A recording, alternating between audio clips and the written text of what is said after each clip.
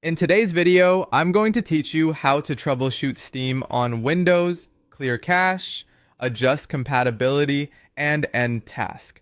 If Steam is acting up, download stuck, the client running slowly, or not launching properly, there are a few reliable things you can do in Windows to get it back on track. I'll walk you through 3 approaches, and you can use the one that best matches your situation.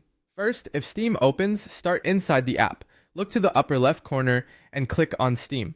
From the menu that appears, click on Settings. In the sidebar, choose Downloads.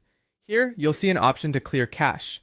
This clears temporary download data that can cause glitches or stuck updates. When Steam clears the cache, it may sign you out and you'll need to sign back in later. That's normal and helps refresh the client's connection and download data.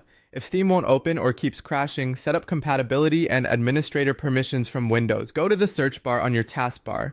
Type Steam, then click on Open File Location. In the folder that opens, find the Steam application, right-click on Steam, and click on Properties. Go to the Compatibility tab. Check the box that says Run this program in Compatibility Mode 4 and select Windows 8. Then check the box that says Run this program as an administrator, click on Apply, and then click on OK. Compatibility mode can help if Steam behaves oddly on newer versions of Windows, and running as an administrator ensures it has the permissions it needs for updates and game installs.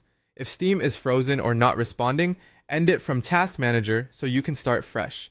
Go to the search bar again, search for Task Manager and open it. In the list of processes, find Steam.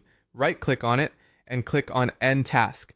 This force closes Steam and any related background processes that might be stuck.